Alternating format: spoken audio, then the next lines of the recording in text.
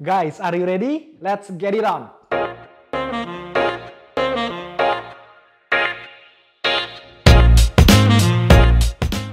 Oke, kita mulai ya. So, apa itu seasonality? Excel, apa itu seasonality? Pengulangan pola dalam kurun waktu yang panjang, Pak. Yes, benar. Bahwa seasonality adalah pengulangan pola. Ya kan? Kalau kita artikan secara harafiah kan ini permusiman. Ya kan, namanya musim itu kan berarti ada siklus. Betul ya? Yang berarti seasonality itu adalah pengulangan pola dalam kurun waktu yang panjang. Ya kan, di sini Excel ada mengatakan pola. Bahwa yang disebut dengan pola itu pasti identiknya dengan technical. Ya kan, bahwa dalam trading technical kita hanya lihat pola-pola yang paling sering berulang, cenderung berulang terus. Dan saya hanya peduli, hanya selalu melihat pola-pola yang besar. Ya kan? Dan itu juga sekaligus mengatakan bahwa saya adalah trader technical, full technical. Sejak tahun 2011 saya nggak pernah satu kali pun menggunakan fundamental. Ya kan? Dan saya adalah tipe trader technical yang tidak pernah mencampur adukan antar metode. Ya kan? Dalam artian, saya tahu setiap metode punya probabilitasnya sendiri-sendiri. Saya nggak mau campur adukin. Kenapa? Itu akan memberikan kalian keuntungan. Jadinya kalian nggak greedy, juga sekaligus nggak takut. Maksudnya apa? Kalau kalian memiliki begitu banyak metode, semua dicampur adukin. Lihat ada doji, kalian masuk. Lihat ada engulfing, kalian masuk. Lihat ada double bottom, masuk. Ya kan? Ini kan namanya ya terlalu banyak melihat opportunity di market. Sebenarnya juga karena greedy jadinya kan. Tapi giliran udah nyangkut posisinya. Giliran lagi floating loss, kalian bingung sendiri kan mau keluarnya pakai apa? Mau keluar menggunakan metode yang mana? Karena giliran mau keluar, tapi metode yang lain mengatakan masih boleh hold. Ya kan? Itu yang akhirnya greedy bercampur dengan takut. Ya kan? Sebenarnya greedy, sebenarnya takut. Gitu loh. Sehingga itulah yang saya maksud. Saya selalu the less you know, the better you trade. Itulah prinsip saya dalam trading. Ya, dan itulah yang saya gunakan saat saya sedang trading technical. Satu teori, satu keputusan. Begitu juga saat saya menggunakan seasonality. Satu teori, satu keputusan. So, seasonality ini didapatkan dari mana? Sebenarnya dari historical data yang panjang. Dan kita mencari angka rata-ratanya. Dan setelah diformulasikan, keluarlah hasilnya. Grafiknya akan menjadi seperti ini. Ya, di sini kita akan menggunakan contoh gold ya. Inilah seasonality gold untuk tahun 2021. Oke? Dan di sini terlihat ada pola ya. Oke, lalu bagaimana realisasinya di market? Bagaimana kenyataannya di market? Seperti apa yang terbentuk? Inilah yang terjadi di market. Oke? Nah, saat kalian melihat ini, saya yakin kalian akan langsung bilang, wah seasonality-nya ngaco nih. Seasonality-nya nggak sesuai dengan apa yang terjadi di market. Iya kan? Januari dan Februari dikatakan naik, tapi kok ini malah turun. Benar kan? Itu yang kalian pikirkan kan?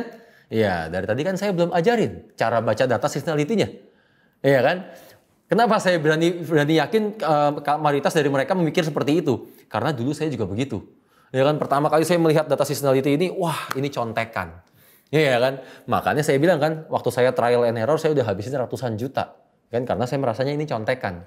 Ya kan? Saya mikir terlalu complicated. Ya kan? Sampai pada setelah 1 tahun lebih, akhirnya saya menemukan cara membacanya ternyata bukan begitu. Cara membacanya justru jauh lebih simpel lagi. Gimana? Seasonality hanya mengatakan bahwa marketnya sedang trend atau sedang ranging. Jadi cara membacanya, Januari ini bentuknya seperti ini. Maka dikatakan trend, bukan uptrend. Trend, sebatas itu aja cara bacanya. Februari dikatakan trend, sekali lagi bukan uptrend. Itulah cara membacanya. Kan Maret di sini kita bisa melihat di sini polanya terbentuknya ranging. Iya kan? Dan April trend. Oke? Nah, sekarang kita bandingkan ke chartnya. Januari dikatakan trend. Dan market membentuknya trend. Februari dikatakan trend. Market membentuknya trend. Maret dikatakan marketnya ranging. Dan market di sini terjadinya ranging. Betul kan? Memang mungkin mayoritas dari kalian bilang, wah itu rangingnya besar sekali. Itu sih minor trend. Ya kan? Terserah. Ya kan, istilahnya nggak gitu penting. Yang penting kalian tahu pola besarnya. Balik lagi, saya hanya fokus pada pola besarnya. Kita lanjut ya. April dikatakan trend dan marketnya trend. Ya kan? Semudah itulah seasonality. Dan benar-benar hanya begitu aja cara baca seasonality. Karena fungsi dari seasonality hanyalah untuk memberitahu kita tentang momentum. Momentumnya trend atau ranging. Ya kan? Begitu juga kenapa waktu Desember 2020 saya ada hold gold kan. Saya ada buy gold, saya hold sampai panjang sekali. Itu tradingan saya hampir 1000 poin. Dan kenapa? Ya karena seasonality-nya mengatakan tren. Dan, jadi mari kita cek sekarang. 3 bulan terakhir waktu tahun 2020 itu seperti apa seasonality-nya? Berarti Oktober, November, Desember ya, kita akan cek ya. Dan inilah seasonality waktu tahun 2020. Di mana data seasonality itu setiap tahun berubah. Kenapa? Karena kan ada angka rata-rata yang baru. Oke, dari sini kita bisa lihat. Desember, tren. Betul? November, tren. Ya kan? Dan Oktober di sini, ranging. Oke, bagaimana dengan marketnya? Marketnya Desember tren, November tren, dan Oktober ranging. Betul? Oke, itulah seasonality. Belum selesai, tenang. Karena seasonality hanya kasih tahu kita tentang momentum. Sementara untuk trading, saya mengatakan trading yang penting tahu momentum, tahu batas, tahu resiko. Ya kan? Sekarang kalian jadinya sudah tahu momentum. Lalu bagaimana dengan batas dan risiko? Karena kan ini tadi seasonality hanya memberitahu kita tentang momentumnya. Ya kan? Yang berarti yang harus kita lakukan adalah sekarang menentukan batas-batasnya. Karena batas, ingat yang ada di sesi kedua, batas itu mau memberitahu kita tentang exit. Di mana setiap kali trading kita harus fokus pada exit duluan. Kalau kita sudah tahu exit, entry menjadi mudah. Ya kan? So, kita kembali ke Desember ya. Ceritanya Desember belum terjadi. Maka apa yang saya lakukan? Apa yang akan saya lakukan? Ini akan saya mundurin sampai Desember. Anggap aja Desember waktu itu belum terjadi dan gimana saya trading. Oke? Maka yang saya lakukan adalah, ini kita bisa lihat ya. Ini adalah terakhir adalah November. Ya kan? Ini candle terakhir di bulan November. Ya kan? Lalu berdasarkan seasonality-nya dikatakan Desember trend. Betul? Maka kalau dikatakan tren, ini kan kita nggak tahu trennya ke atas atau ke bawah. Betul kan? Maka yang harus saya lakukan adalah saya akan mencari batas-batasnya kalau ke atas di mana aja.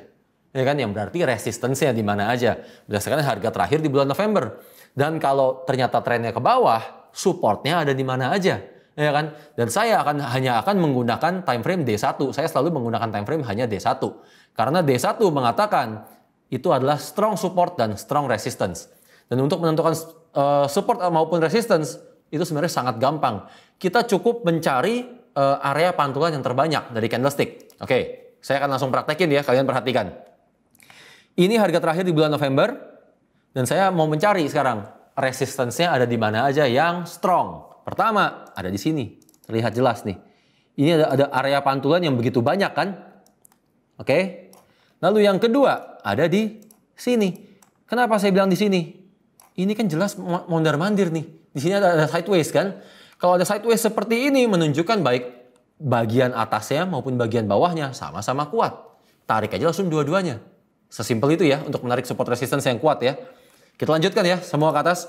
Dan ini saya akan lakukan akan lebih cepat karena ini fungsinya untuk pembelajaran. Oke.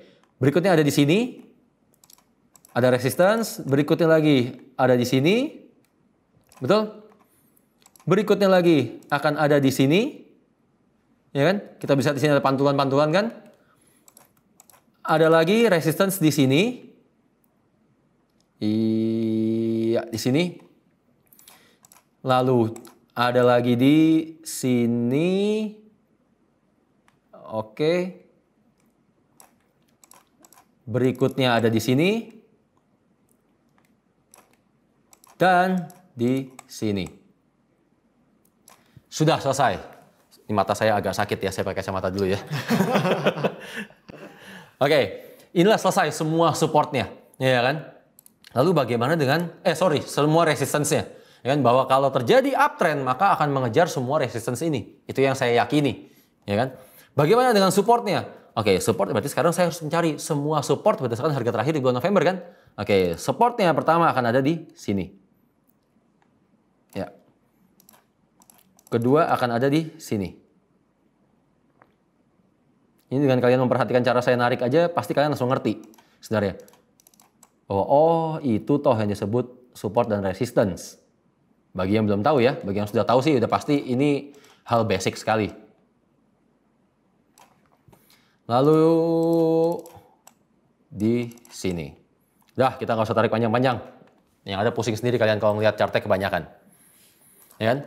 Oke, berarti kita sudah menentukan batas-batasnya. Ya kan? Kita sudah menentukan batas-batasnya. Lalu fungsinya apa batas ini? Kan batas ini, ingat yang ada di sesi kedua, batas ini mengatakan semua adalah exit-nya kita. Ya kan? Itu adalah exit kita. Kenapa exit-nya bukan cuma satu? Ya kan? Ingat yang ada di sesi pertama. Follow the big guys. Follow the market. Ya kan? Kita tidak akan pernah tahu big guys ini akan membentuk tren sampai kapan. Ya kan? Bahwa mereka saat membentuk tren, siapa yang tahu, mereka nggak mungkin live trading, balik lagi. Mereka nggak mungkin trading bareng. Mereka nggak mungkin kasih signal. Iya kan, mereka trading aja. Bener kan?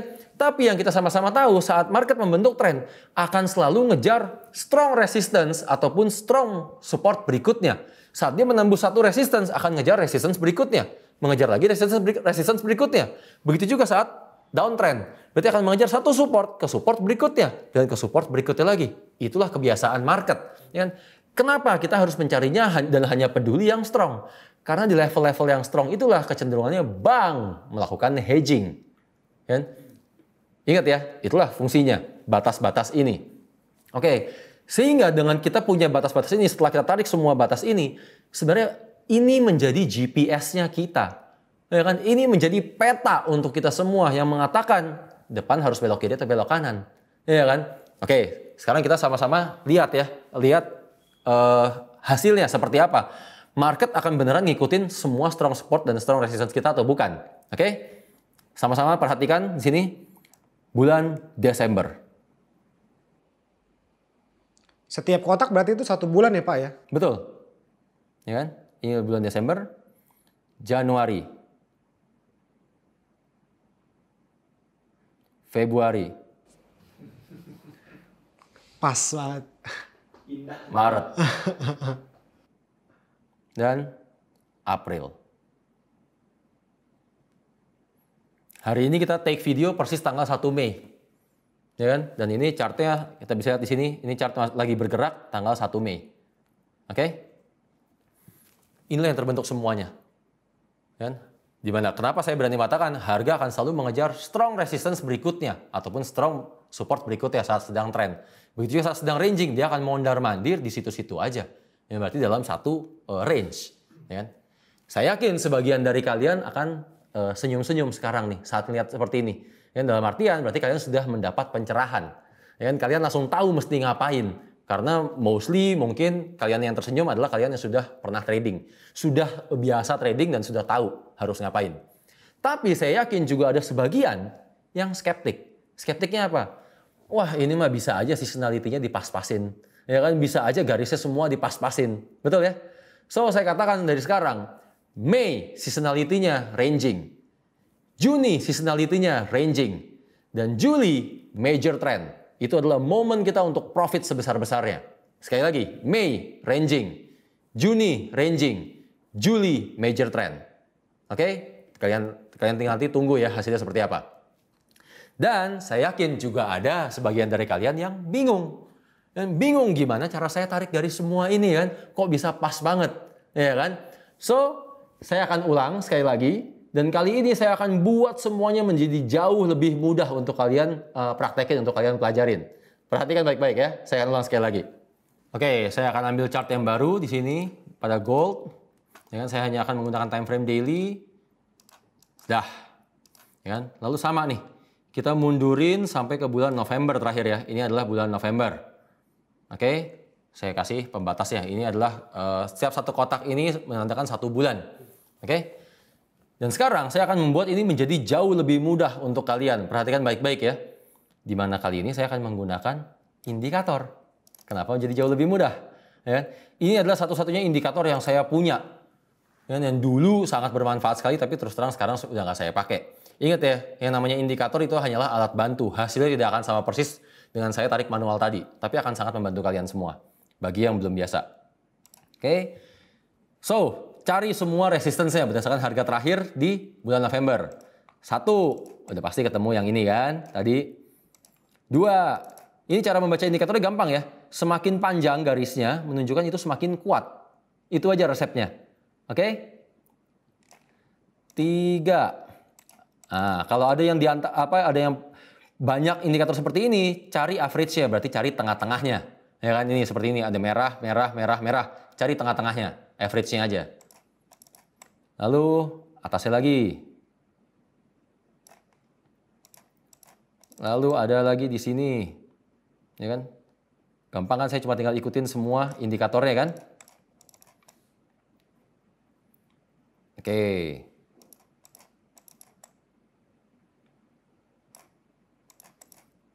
Ini kita tarik cepat aja ya.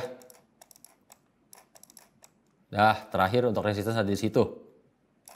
Sementara untuk support, sama, saya juga akan hanya ikutin titik-titik kita tadi nih. Oke, itu 1. 2. Ya. Berikutnya ada di sini, betul ya? Iya betul.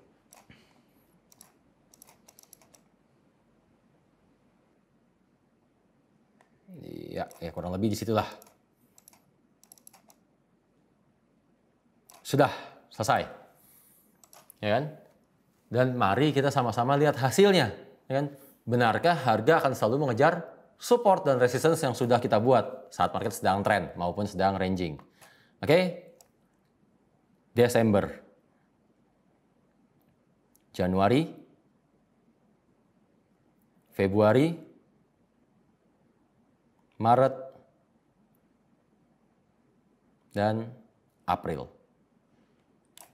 Mudah kan? Nah, ingat, Mei ranging, Juni ranging, Juli major trend. Major trend adalah momen di mana kita bisa untung besar dalam satu kali pergerakan. So, siap-siap di bulan Juli. Kalian punya masa adaptasi 2 bulan. Ya kan? Dan sekarang kita kembali ke tujuan utama. Kenapa saya mau ngajar ini semua secara gratis. Ya kan? Karena kami dari Traders Family mau mencetak sebanyak-banyaknya trader kompeten. Ya kan? Yang berarti kalian harus mandiri. Yang berarti saya nggak akan swapin kalian dengan signal. Saya nggak akan kasih tahu kalian di mana entry, di mana exit. Ya, kenapa? Ya, saya mau cetak trader melalui aplikasi Traders Family. Lalu saya kasih tahu di mana harus entry, di mana harus exit. Kan nggak lucu. Semua signal jadinya sama dong. Sama semua.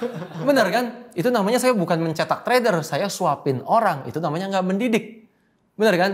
Jadi kalian ya manfaatkanlah peta ini, manfaatkanlah seasonality ini sebagai momentum dan temukan trading style kalian sendiri. Karena kalau dari awal langsung saya paksa swing menggunakan gaya saya, sementara kalian selama ini belum pernah swing, kalian pasti loss malahan.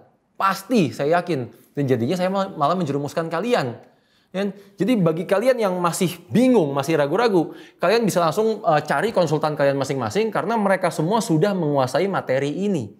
Mereka akan membantu kalian semua untuk menemukan trading style kalian. Ya kan? Dan saat kalian menemukan trading style kalian, pasti kalian jauh lebih confident. Kalian akan jauh lebih nyaman. Dan saat kalian benar-benar nyaman, kalian pasti tradingnya jauh lebih enak. Gitu ya. Yang saya bisa lakukan adalah memberikan gambaran besar. Memberikan kisi-kisi cara tradingnya seperti apa. Oke, so sekarang kita rangkum semua dari sesi pertama sampai yang sekarang. Sesi pertama mengatakan Follow the market. Follow the market, follow the big guys. Yang berarti biarkanlah para big guys bergerak dulu, baru kita ikuti. Saat market sedang tren, biarkan trennya terjadi dulu, baru kita ikuti. Dengan prinsip saat satu resistance atau satu support sudah ditembus, dia akan ngejar resistance selanjutnya ataupun support selanjutnya. Itu ya gambarannya ya. Begitu juga saat market sedang ranging, tunggu adanya konfirmasi. Big guys sudah membentuk ranging, ya kan? Tinggal ikutin setelah itu. Dan yang kedua, apa yang ada di sesi kedua? Fokus. Tahu batas. Fokus sama exit. Fokus sama exit. Fokuslah pada exitnya dulu. Karena kalau udah fokus sama exit, nentuin entry jadi gampang. Jadi mudah. Kenapa? Kalian namanya entry itu urusannya cuma tinggal soal resiko. Dan yang namanya resiko itu semua soal probabilitas dan risk and reward. Tapi dengan kita tahu duluan kita mau exit di mana, kita mempunyai batas-batas ini, kita mempunyai GPS ataupun peta ini, resiko kalian menjadi sangat-sangat terukur. Yang sangat-sangat kecil. Bahkan di saat seasonality-nya miss sekalipun, misalkan seasonality dibilang ranging, terjadinya trend. Kan belum ada konfirmasi. Kalau nggak ada konfirmasi, kalian kan nggak trading. Ya kan? Resiko kalian sangat kecil kan? Sangat terukur kan? Itu loh. Itu loh. Dan dari situ kalian temukan sendiri caranya gimana. Ya kan? Tetap ingat ada probabilitas. Kan? Probabilitas untuk loss. Bahwa seasonality ini akurasinya juga bukan 100%. Oke, di sini saya ada datanya ya. Bahwa seasonality ini untuk gold. Untuk gold itu akurasinya di atas 80%. Dan untuk GBP JPY akurasinya di atas 70%. Untuk GBP USD akurasinya di atas 80%. Untuk New Zealand dollar itu akurasi di atas 90%. AUD JPY akurasi di atas 70%. Sementara terakhir Nasdaq akurasi di atas 90%. Tapi terus terang saya nggak akan ajarin Nasdaq. Karena Nasdaq volatilitasnya terlalu tinggi. Ini pergerakannya benar-benar besar. Dan ini hanyalah untuk orang-orang yang benar-benar punya modal besar. Jadi saya nggak rekomen kalian praktekin ini di Nasdaq untuk awal-awal ya. Dan bagi kalian yang sudah punya modal, kan kalian tinggal mencoba sekarang. Pasti kalian tinggal coba. Kenapa? Karena kalau mencobanya benar-benar menggunakan real account, pasti jauh lebih cepat untuk membangun mental. Dan kalian pasti belajarnya jauh lebih serius. Sementara kalian yang masih ragu-ragu ya pakai aja aplikasi Traders Family. Karena kan jelas, untuk menjadi seorang trader harus bisa analisa. Setelah itu harus bisa menuangkan analisanya dalam bentuk trading plan. Setelah itu harus bisa disiplin dalam artian tidak boleh mengintervensi. Iya kan? Dan yang namanya trader itu bukan soal metode tapi soal mental. Dan membangun mental yang paling mudah adalah dengan tidak mengintervensi trading plan kalian. Dengan kalian disiplin, itu cara membangun mental paling bagus. Dan itu semua bisa kalian lakukan di aplikasi Traders Family. Bahkan di aplikasi Traders Family, kalian pasti bisa membangun mental jauh lebih mudah. Kenapa? Karena saat kalian turun level, itu pasti mental kalian kena. Mau di mana lagi kalian latihan mental, membangun mental tanpa harus keluar modal. Benar kan? Saat kalian turun level, pasti nanti mental kalian kena. Kalian buktikan aja sendiri. Sementara saat kalian sudah ketemu trading style kalian, sudah bisa profit secara konsisten, berbalik, kalian malah bisa dapat modal. Kalian malah bisa dapat penghasilan. Mau cari di mana lagi? Dan selamat mempraktekkan. Silakan cari konsultan kalian masing-masing untuk mematangkan pemahaman ini. Karena kalau nggak kalian praktekin, sampai kapanpun ini akan terasa sulit. Tapi begitu dipraktekin, sebenarnya ini sangat mudah. Good luck guys!